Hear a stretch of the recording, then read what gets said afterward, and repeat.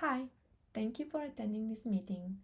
Today we will look into the progress and planning behind the VCE Legal Studies Units 1 to 4. My name is Alexandra Ioan and I am the project manager.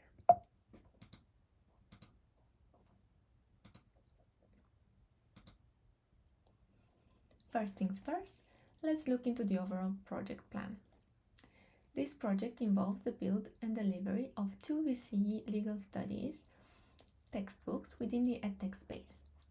It includes the delivery of the printed legal studies books within a larger VCE Legal Studies product that combines both print and digital elements.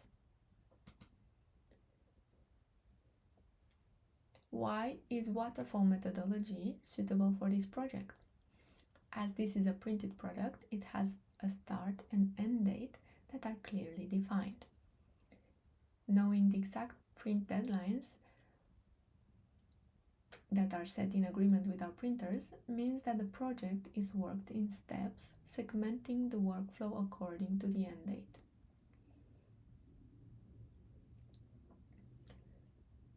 Following the 5 steps of the waterfall methodology, the project will go through analysis, design, build, test, and implementation. The project management for the build of this product does not fall under the Agile methodology, even if it's built within the EdTech space, where Agile is most commonly used.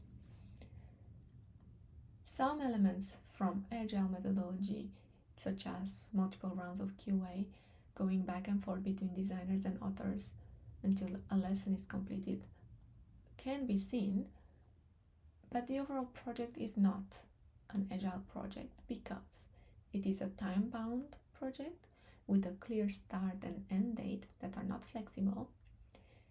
It is not interactive, meaning that once we send the book to the printers, they cannot be modified, and it's heavily reliant on processes and tools.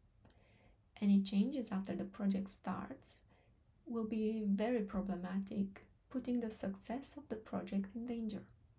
I consider waterfall to be the most appropriate methodology with some elements from Agile.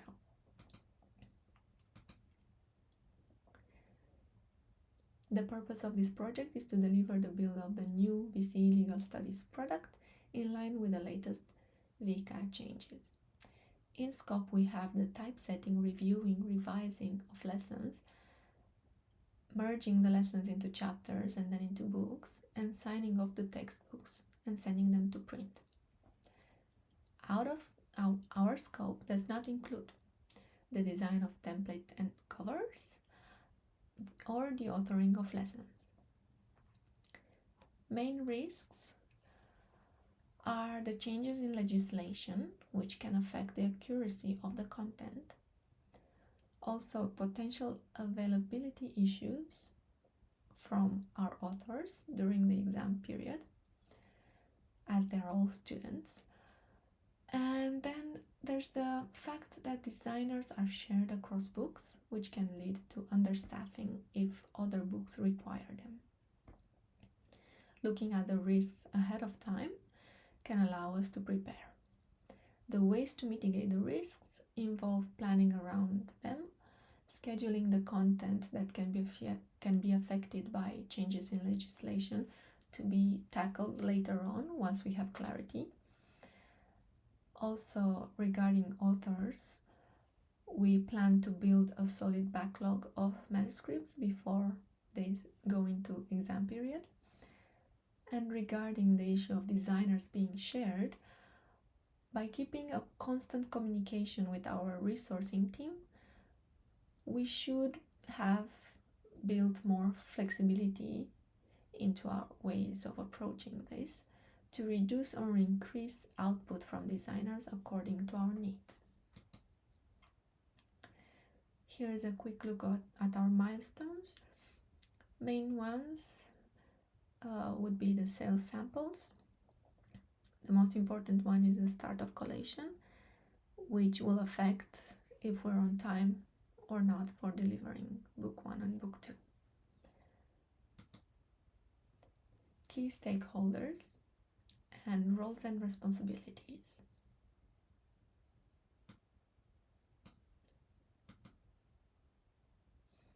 Looking at our stakeholder power map, by following the quadrant in which they are, I've planned for different types of communication. The quadrant of high power, high interest need to be kept in the loop constantly. This is why I'm using daily communication in person on Slack or through email. Low power, low interest need less of interaction, but still they need to be kept in the loop. So the communication is by email on a weekly frequency. The high power, low interest, such as our end users, are kept in the loop through a monthly communication by email or through our social media and website. Our low power, low interest group will be kept in the loop in an email on a quarterly basis. Please pause if you would like to look more at power interest maps and how stakeholders affect our project here as well. Project outline. Please follow the link below if you would like to get into detail about project initiation and project planning. These two have been completed. We are currently over the first two parts and into project execution. This is the biggest part of the project, and we're currently focusing on lessons up until 4th of September. We have multiple dependencies here. We cannot start sales collateral before we start lessons because they are lessons. Our reviews need to be finished before our chapter acceptance happens. So both lessons and reviews need to be finished before we enter chapter acceptance. Collation can only start after all the chapters have been accepted.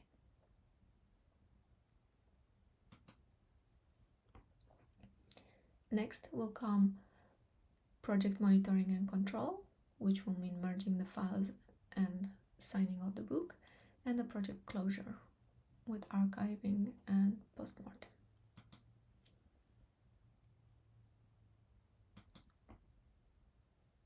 Our project status report as of this month. We are currently in amber after being in the green for the past few months. Issues with scheduling are affecting the progress of the project, which is putting our triangle out of balance. Main issues are related to the exam period, which is affecting our author's capacity to produce manuscripts. This is a risk that has been planned for and is not a surprise.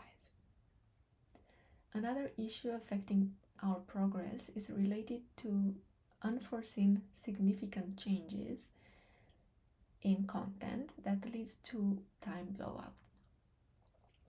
These have not been accounted for and have the potential of creating a problem.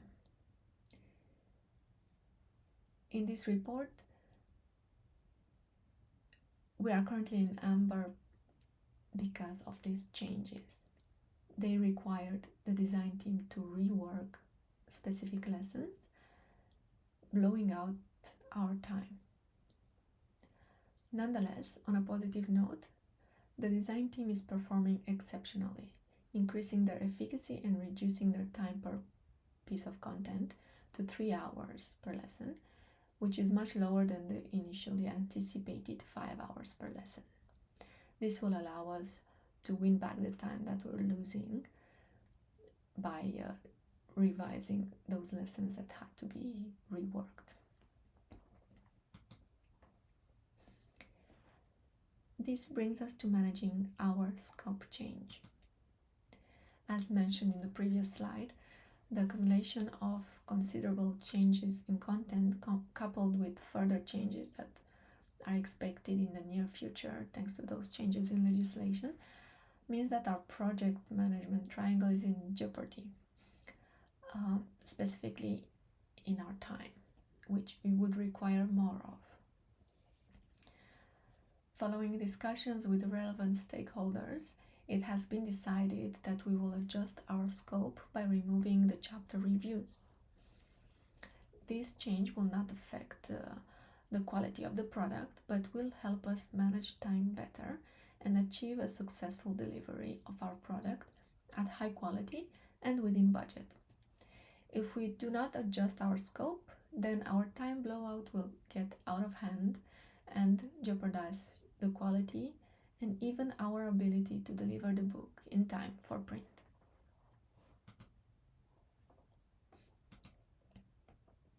Finally, let's look at the outcomes. Once everything is done on time and we send the books to print, we will be archiving the files and doing a post-mortem with the team through a form to gather their feedback and an in-person meeting where we will freely discuss ideas and anything that they would like to share.